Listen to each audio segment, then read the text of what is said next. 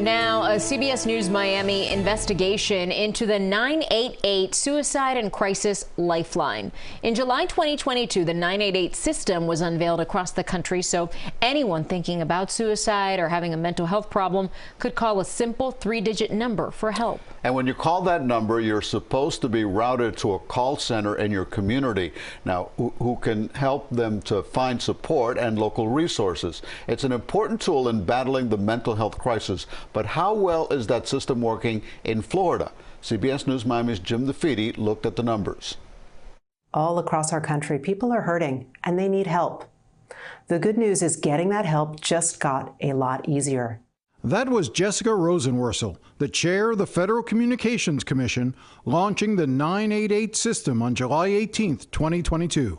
Effective immediately, if you call or text 988, you will be connected to the 988 Suicide and Crisis Lifeline. There, professional support is available for anyone with a mental health emergency. In a little more than a year, more than 7 million calls have been placed to 988. Ideally, those calls were answered by a local call center where the staff is aware of the services available in the community. The vast majority of folks have their needs met by being heard, by having an interaction with a compassionate human being who cares. But let's face it, there is absolutely callers who have a valid and legitimate mental health concern. Mike Martin oversees the 988 call center in Pensacola that handles calls from 10 counties across the Panhandle. If you are not familiar with like the local community mental health centers, the local health clinics, the local clergy, if you're not familiar with those resources, it's more difficult to make that handoff. So that's why it's really important that it be locally based. But if the local call center is backed up or understaffed, the call is routed to a national call center, which will offer help, but may not know the best resources available locally. There are more than 200 call centers across the country, and the local answer rate is 88%, according to Vibrant, the agency overseeing the 988 program nationally. But in Florida, the local answer rate between October 1st, 2022 and September 30th, 2023 was just 69%. The numbers have been improving every month from a low of 52% in October of 2022 to 74% in September. But even with those improved numbers in September, Florida's answer rate for that month was still 45th in the country. I do think we got a slow start. I don't think the call centers got the funding they needed initially to ramp up, but I think we're getting there. Gail Geis is the executive director of the Florida Mental Health Coalition, which has been advocating for increased support for 988 in Florida. I think we'll hit 90% in the next year.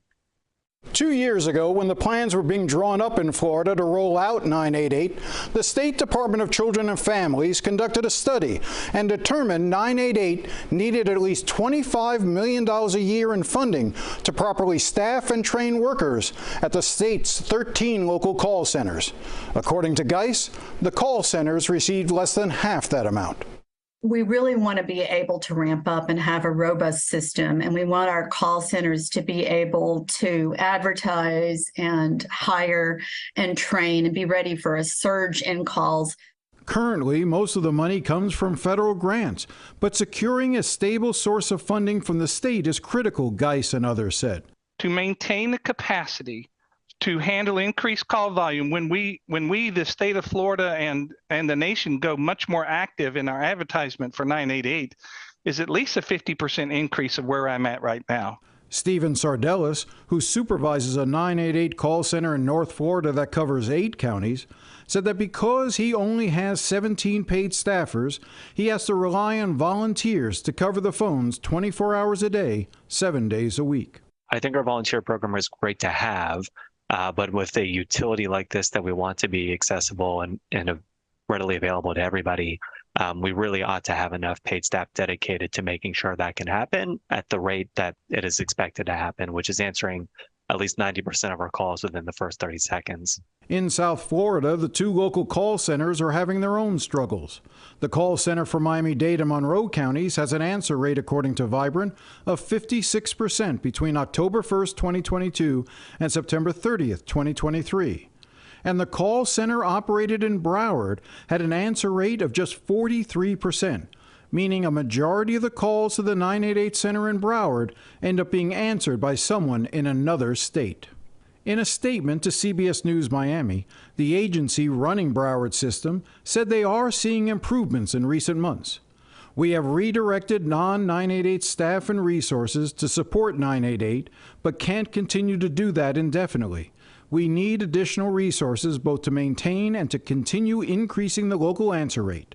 Increasing funding for the 988 system is expected to be one of the issues the governor and the Florida legislature will consider in the upcoming legislative session. But by all indications, the number of calls to 988 are only expected to increase. I'm Jim DeFede, CBS News, Miami. And CBS Miami also reached out to Jewish Community Services, the agency operating 988 in Miami-Dade and Monroe counties. They said they do not believe Vibrant's numbers are accurate and that their answer rate is much higher than the 56% shown in the story. Nevertheless, they do agree a stable source of funding from the state is important. Jim DeFede started looking into the 988 system following work on his documentary, Warehoused, The Life and Death of Tristan Murphy. In it, Jim explores how those with mental health concerns are treated by the criminal justice system. You can watch the documentary anytime by going to cbsmiami.com.